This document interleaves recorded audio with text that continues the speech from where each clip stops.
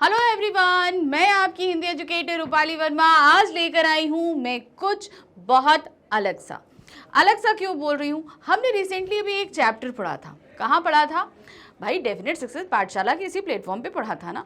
वो चैप्टर था हमारा क्लास 10th का। Class 10th Hindi course B के स्टूडेंट्स के लिए। याद रखिए, कोर्स ए और बी अलग अलग है। तो जैसे कि आप सभी को पता होना चाहिए कि इनमें बुक्स भी अलग अलग चलती हैं। तो थोड़ा सा जब भी आप पढ़ो ये देखो कि ये बुक आपकी है कि नहीं। अगर आपके पास क्षितिज और कृतिका बुक है तो उसका मतलब आप कोर्स ए पढ़ रहे हो, और सपोज अगर आपके पास स्पर्श और संचयन है तो आप कोर्स बी पढ़ रहे हो। तो ये बेसिक कुछ चीज़ें हैं जिन आप पढ़ना शुरू करो तो ध्यान रखना।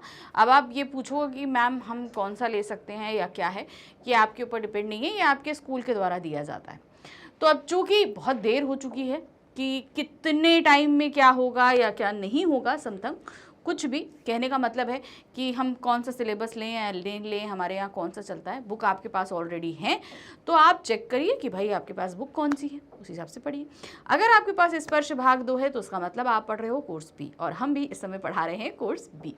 तो कोर्स बी में जो है हमने अपनी सबसे पहले बुक स्पर्श ली और उसका पद्यखंड शुरू किया। तो रिसेंटली अभी लास्ट हमने जो वीडियो आपको पढ़ाया, वीडियो आया था हमारा, उसमें हमने चैप्टर पढ़ा था तोप। कहने को ये कविता बहुत आसान थी, बहुत सरल थी, वीरेंद्र डंगवाल द्वारा लिखी हुई थी। इस कविता में ऐसा कुछ नहीं था कि बहुत मुश्किल हो या समथिंग कुछ, हर एक चीज़ बहुत ही सरल भाषा में थी और इजीली आपको समझ में आ जाए।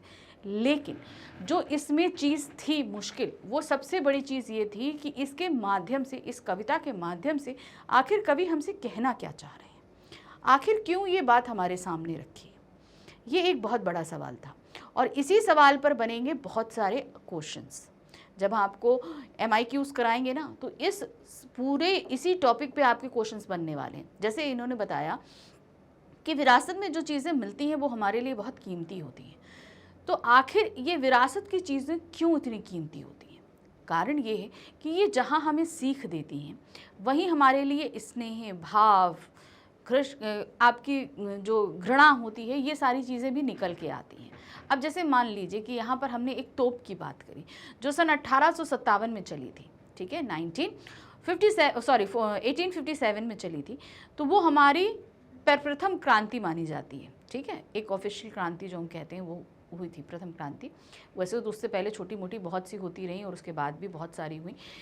तो उस दौरान क्या हुआ था कि जब ये क्रांति बहुत ज़्यादा उग्र हुई थी तो अंग्रेज़ों ने इस तोप का इस्तेमाल करके बहुत सारे स्वतंत्रता सेनानियों को मौत के घाट उतारा था, ठीक है।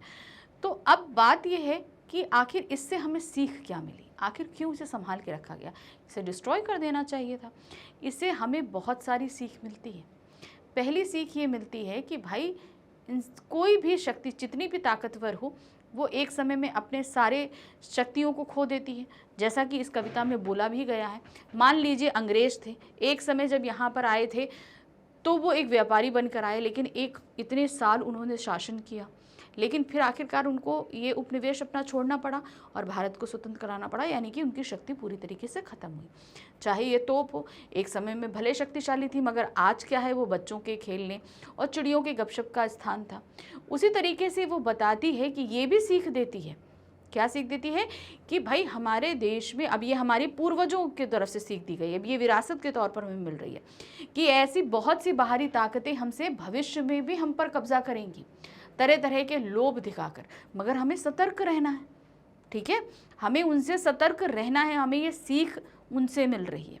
फिर दूसरा, ये तोप जो हमारे सामने रखी है जिसने इतने सारे स्वतंत्रता सेनानियों को मारा था, वो ये चीज़ हमको बताती है, वो तोप हमें ये बता रही है कि भविष्य में मतलब हमारे सामने ऐसी बहुत सी सिचुएशंस आएंगी, बहुत सारी ऐसी वस्तुएं आएंगी, बहुत सारे ऐसे लोग आएंगे जो हमको नापसंद होंगे, क्योंकि ये तोप ने हमारे पूर्वजों को मारा तो हमारे लिए ये नापसंद होना, यानी कि हमें इससे घृणा होनी चाहिए, लेकिन वो हमको भविष्य के लिए तैयार कर रहे हैं कि ऐसी बहुत सी सिचुएशन आएंगी जहाँ पर हमें जो चीज़ें सिचुएशंस पसंद नहीं आएंगी, लोग पसंद नहीं आएंगे, चीज़ें पसंद नहीं आएंगी, लेकिन हमें उन सारी चीज़ों को दरकिनार करते हुए अपने उज्जवल भविष्य की तरफ आगे बढ़ना है।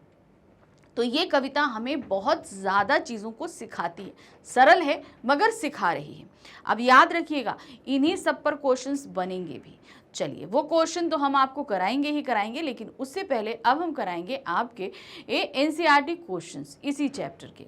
ज़्यादा चैप्टर के क्वेश्चंस नहीं बने हैं, मुश्किल से 5-7 क्वेश्चंस बने हैं, तो उनको भी हम कर लेते हैं। ठीक है, चलिए देखते हैं जो क्वेश्चंस आपकी बुक में पूछे गए हैं। पहला प्रश्न जो आ रहा है वो निम्नलिखित प्रश्नों के उत्तर दीजिए।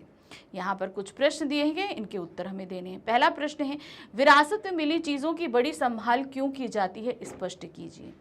क्योंकि इनकी संभाल इसलिए होती है क्योंकि ये हमारे पूर्वजों की दी हुई होती है, वो हमारे लिए बहुत ही पूजनीय भी होती है, स्नेहपूर्ण होती है, साथ ही सीख का भी माध्यम होती है, बहुत कुछ होती है। इसलिए हम इनकी संभाल करते हैं ताकि उस समय की परिस्थितियों का ज्ञान हमें आज के समय में हो। पहली चीज़ तो ये, उस समय जो चीज़ें हुई थी उसे हम आज जान सकें, समझ सकें, और ये हमें प्रेरणा भी देती हैं कि आने वाले समय में अगर ऐसी सिचुएशंस होती हैं तो उनका सामना हम किस तरीके से करेंगे। विरासत में मिली चीज़ों की बड़ी संभाल इसलिए होती है क्योंकि वे हमारे पूर्वजों और बीते समय की होती हैं, हमारे पूर्वजों की हैं, और बीते समय के बारे में हमें बता रही है कि उस समय ये सारी चीज़ें कैसी थी।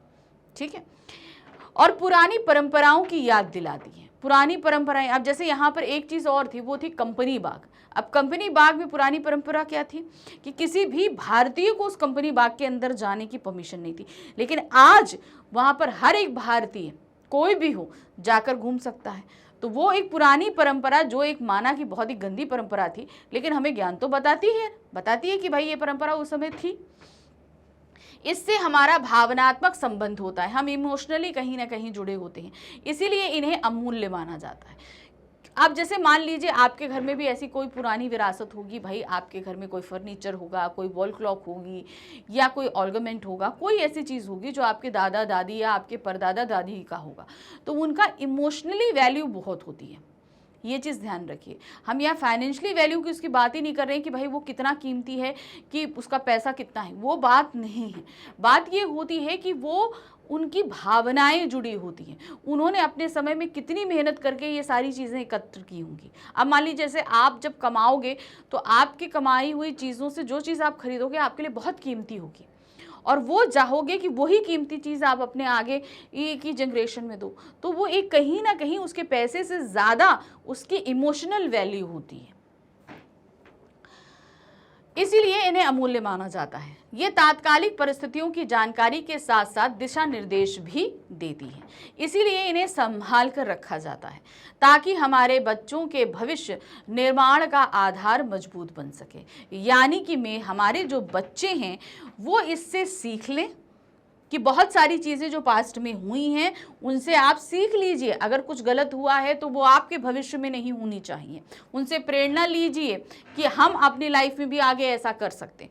तो हर जगह पर ये विरासत में मिली चीज़ें अलग अलग रूप से, चाहे इमोशनली हो, चाहे आपको इंकरेज करें, चाहे आपको आगाह करें कि भविष्य में ऐसा ना हो, हर एक चीज़ अलग अलग मूल्य के साथ होती है। नेक्स्ट क्वेश्चन है, इस कविता में आपको तोप के विषय में क्या जानकारी मिलती है। तोप के विषय में हमें जानकारी मिलती है कि जिस समय की ये तोप है उस समय ये बहुत शक्तिशाली हुआ करती थी, लेकिन आज प्रेजेंट समय में ये पूरी तरीके से अपनी शक्ति को गंवा चुकी है। सिर्फ बच्चों के खेलने के लिए ही है, वो चिड़ियों के बैठने और गपशप करने के लिए, यानी कि इस समय वो पूरी तरीके से शक्ति विहीन है। इस कविता में तोप के विषय में जानकारी मिलती है, ये अंग्रेजों के समय की तोप है। अंग्रेजों द्वारा 1857 में इसका प्रयोग शक्तिशाली हथियार के रूप में किया गया था। अब शक्तिशाली हथियार के रूप में क्योंकि उस क्रांति को दबाने में इस तोप ने काफ़ी अहम भूमिका निभाई थी, क्योंकि इनके द्वारा बहुत सारे शूरवीर मारे गए थे।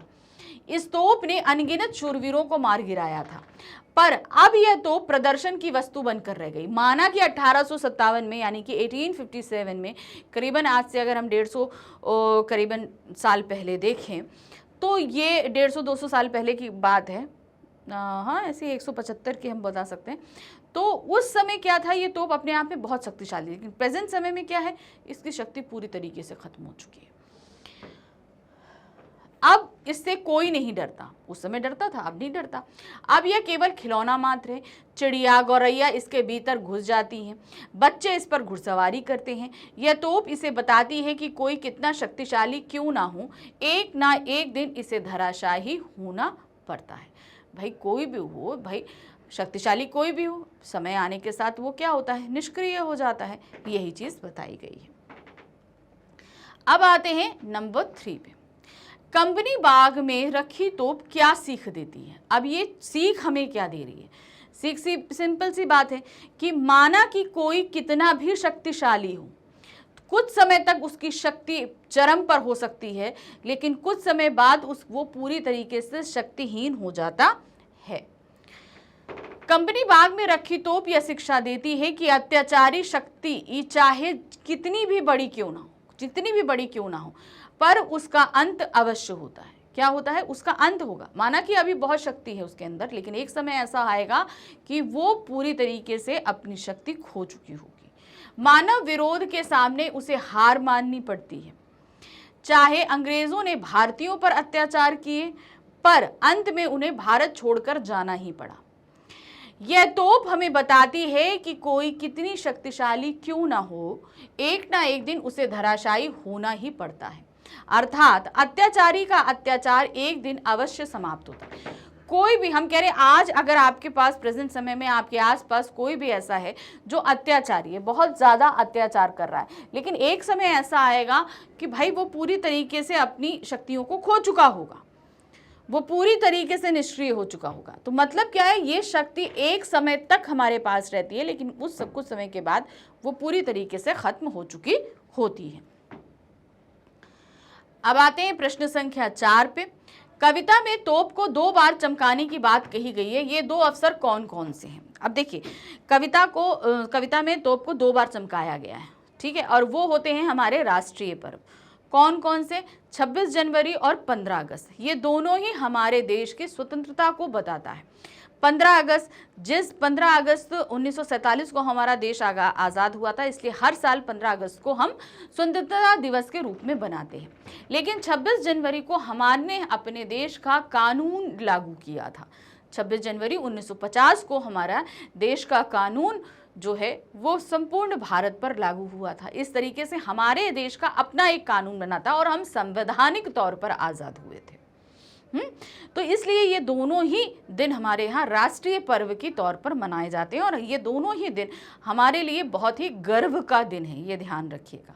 तो इसीलिए इन दोनों दिनों में ये तोप इसीलिए चमकाई जाती है ताकि दोनों ही दिन में ये तोप खास तौर से प्रदर्शन का माध्यम रहे कि इसने माना कि हमारे ऊपर इतना अत्याचार किया, माना कि हमारी आज़ादी को इतने दिन अपने अधीन रखा, लेकिन हमने अपनी स्वतंत्रता प्राप्त करी। ठीक है, चाहे वो आपका स्वतंत्रता हो, चाहे संवैधानिक स्वतंत्रता हो। कानपुर में कंपनी बाग में रखी हुई तोप हमारी विजय और आज़ादी के प्रतीक के रूप में महत्व की वस्तु बन गई है। हमने विजय प्राप्त करी है, ये चीज़ है। भारत की स्वतंत्रता के प्रतीक चिन्ह 2 बड़े त्योहार 15 अगस्त स्वतंत्रता दिवस और 26 जनवरी गणतंत्र दिवस, इन दोनों अवसरों पर तोप को चमकाकर कंपनी बाग को सजाया जाता है। इसे शहीद वीरों की याद दिलाई जाती है ताकि लोगों के मन में राष्ट्रीयता की भावना को बढ़ावा मिले, कि साथ में बताया जाए कि ये स्वतंत्रता इतनी आसानी से नहीं मिली है हमें, इसके लिए बहुत सारे लोगों ने अपना बलिदान दिया है। तो ये तोप जिन्होंने उनकी जान ली थी, ये वो उसी लिए रखी जाती है कि इस स्वतंत्रता को इतना ज़्यादा सस्ता नहीं समझिए, बहुत अनमोल है, बहुतों की जान इसको गई है और इसे हमें संभाल कर रखना है हमेशा। अब आते हैं प्रश्न संख्या ख। इसमें क्या दिया है? निम्नलिखित का भाव स्पष्ट कीजिए। अब हमारे पास कुछ पंक्तियां आएंगी और उन पंक्तियों को हमने पढ़ना है और उसका भाव यानी कि एक तरीके से अर्थ बताना है, क्या निकल रहा है। अब तो बहरहाल छोटे लड़कों की घुड़सवारी से अगर यह फारिग हो तो उसके ऊपर बैठकर चिड़िया ही अक्सर करती हैं गपशप। अब क्या हुआ? तोप जो 1857 की थी, किसी समय बहुत बलशाली थी, बहुत सारे सूरमाओं को इसने उड़ाया था। लेकिन बहरहाल आज के समय क्या है? ये कंपनी बाग के मुहाने पर रखी हुई है और जब ये जो रखी है इस पर जो है अक्सर बच्चे बैठ जाते हैं, घुड़सवारी करते हैं, और जब बच्चे नहीं रहते तो उस समय इस पर चिड़िया बैठती हैं और बैठकर खूब गपशप करती है। यानी गपशप करने का मतलब है चिड़िया जब बैठती है तो शांत तो बैठती नहीं, चीची चीची चीची ची करती रहती, तो वही चीज़ उन्होंने बताया कि वो गपशप करती रहती हैं। इन पंक्तियों का भाव यह है कि आप तोप का कोई सार्थक महत्व नहीं रह गया, मतलब माना कि कभी थी लेकिन अब उसका कोई महत्व नहीं। अब यह तो बच्चों का केवल खिलौना मात्र है या फिर पक्षियों का विश्राम स्थल है। यह तोप हमें बताती है कि कोई कितना शक्तिशाली क्यों ना हो, कभी कितना शक्तिशाली क्यों ना हो, एक ना एक दिन उसे धराशायी होना ही पड़ता है। धराशायी होने का तात्पर्य क्या है कि उसकी शक्ति पूरी तरीके से खत्म हो जाती है। दूसरी पंक्ति है, वे बताती हैं कि दरअसल कितनी भी बड़ी हो तोप एक दिन तो होना ही है उसका मुंह बंद। यानी कि ये तोप जो अब बच्चों के खेलने और चिड़ियों के बैठने का स्थान है, वो ये बता रही है तोप कि चाहे कितना भी अत्याचारी, कितना भी शक्तिशाली हो, एक समय उसे इस तोप के मानंद ही अपनी शक्ति को खोना पड़ता है और चुप बैठना पड़ता है। कवि ने तोप की दयनीय दशा का चित्रण करते हुए कहा है कि गौरैया तक तोप के मुंह में घुस जाती है। क्या करती है? वो तोप के मुंह में घुस जाती है, जो इस बात का संकेत है कि आखिरकार अब इस तोप को मुंह बंद करना पड़ा है। यानी कि कभी इसमें से आग का गोला निकलता था, लोगों को मार देता था, लेकिन अब क्या है, उसे अपना मुंह बंद करना पड़ता है। कोई कितना शक्तिशाली क्यों ना हो, एक ना एक दिन उसे धराशायी होना पड़ता है। यानी कि उसकी शक्ति चली जाती है और फिर उसे शांत होना पड़ता है। तीसरी पंक्तियां हैं, उड़ा दिए थे मैंने अच्छे अच्छे सुरमाओं के धज्जे। अब तोप अपने बारे में क्या बताती है? तो बताती है कि एक समय में इतनी शक्तिशाली थी कि मैंने बड़े बड़े सूरमा यानी कि बहुत ही शक्तिशाली लोगों के धज्जे उड़ा दिए थे।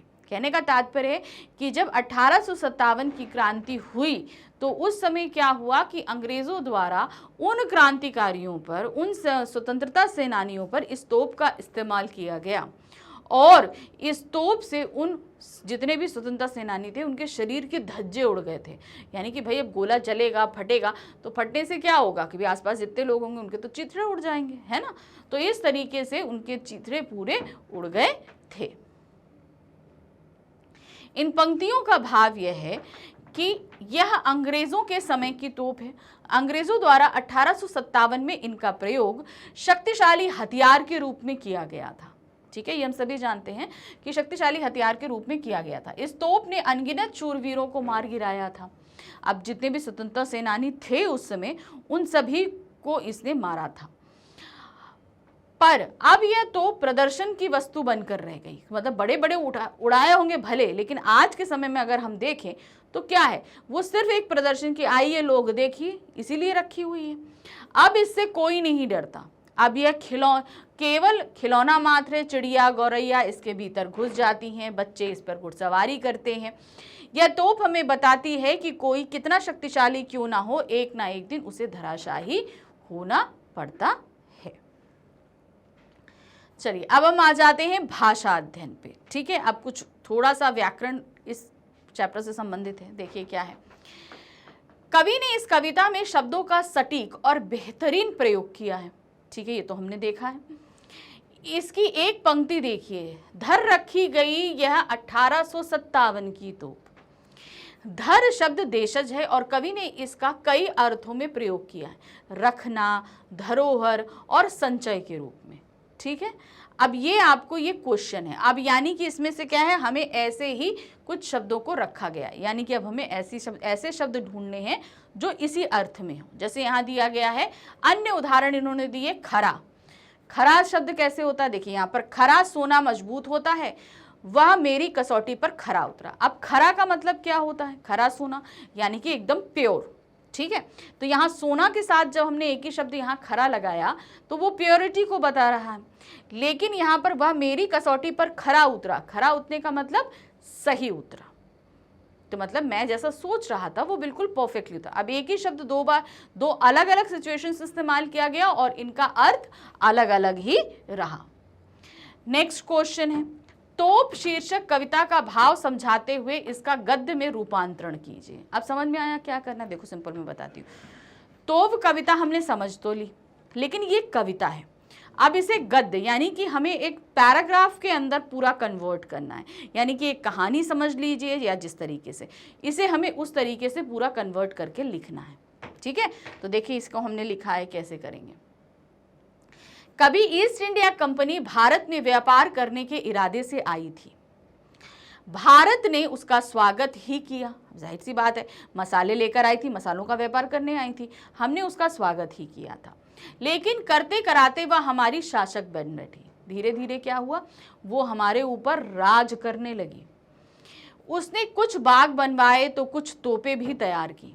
1857 के स्वतंत्रता संग्राम में तोप का प्रयोग शक्तिशाली हथियार के रूप में किया गया है। क्या किया गया? शक्तिशाली हथियार के रूप में इसका प्रयोग किया गया है। उन तोपों ने इस देश को फिर से आजाद कराने का सपना साकार करने निकले जाबाजों को मौत के घाट उतारा। पर एक दिन ऐसा भी आया जब हमारे पूर्वजों ने उस सत्ता को उखाड़ फेंका। ठीक है ना, तो बना ना गद्य। पूरी कविता आप देख लो कि इसको किस तरीके से बताया गया कि ये तोप जो है कभी शक्तिशाली थी, लेकिन आज जो है वो अपनी शक्ति विहीन हो चुकी है। बच्चे खेल रहे हैं, गौरैया खेल रही हैं, तो इस तरीके से वो अपनी शक्ति को बता रही है। अब उस क्रूर सत्ता के प्रतीक यह तोप सजावट की वस्तु बनकर कंपनी बाग के मुख्य द्वार पर रखी हुई है। इसे संभाल कर रखा गया है। ठीक है, इसकी क्योंकि देखभाल होती है, ताकि लोग जान सके कि हमारे पूर्वजों ने अपना अमीर बलिदान देकर इस तोप से अत्याचार करने वाले शासकों को इस देश से विदा कर दिया। ठीक है, यानी कि उन्हें निकाल दिया था। अब यह तो प्रदर्शन की वस्तु बनकर रह गई है। अब इससे कोई नहीं डरता। अब यह केवल खिलौना मात्र है। चिड़िया गौरैया इसके भीतर घुस जाती हैं, बच्चे इस पर घुड़सवारी करते हैं। यह तोप हमें बताती है कि अन्यायी ताकतवर का भी एक ना एक दिन अंत अवश्य होता है, कि चाहे भाई कोई भी हो, एक तो समय आएगा ना कि वो खत्म हो जाएगा। तो वही समय इसका आया और वह खत्म हो गया। तो देखा, मैंने बताया ना कि इसके ज़्यादा क्वेश्चंस नहीं थे, लेकिन भाई जो हमारी एनसीईआरटी बुक में क्वेश्चंस दिए गए हैं वो इसलिए नहीं दिए जाते कि यही एग्जाम में आएंगे। एग्जाम में ये नहीं आएंगे, लेकिन इसी पैटर्न पर से क्वेश्चन पूछे जा सकते हैं। इसलिए इन पैटर्न्स को करना हमारे लिए मस्ट हो जाता है कि भाई इसी से संबंधित क्वेश्चन आएंगे, इसलिए इनको आप करो। जब आपको पता चलेगा कि ऐसे क्वेश्चन किए जाते हैं तो फिर आप क्वेश्चन बदल भी दो, लेकिन आपको पैटर्न तो पता है कि किस तरीके से होना है। ठीक है ना, तो चलिए ये हमने क्वेश्चन तो कर लिए, लेकिन अब क्या, अब जैसे एज यूजुअल चैप्टर खत्म होता है हम आपको डीपीपीस देते हैं। तो आपको नीचे डिस्क्रिप्शन में इसका डीपीपी मिलेगा जो 30 मार्क्स का दिया गया है। वही 4 तरीके के क्वेश्चन हैं, बहुविकल्पी है, अति लघु उत्तरीय हैं, लघु उत्तरीय हैं और दीर्घ उत्तरीय। तो ये 4 तरीके के प्रश्न दिए गए हैं। ठीक है, इनको अच्छे से पढ़िए, करिए, और फिर अब हम मिलेंगे इसी डीपीपी के सॉल्यूशन के साथ। ठीक है, लेकिन हमेशा जो कहती हैं डीपीपी को लिख कर ही सॉल्व करना, तो वो ज़्यादा अच्छा रहेगा। ठीक है ना, तो चलिए इसको यहाँ ख़त्म करते हैं। अब हम मिलेंगे अपने डीपीपी के सॉल्यूशन के साथ। Thank you for watching, bye bye.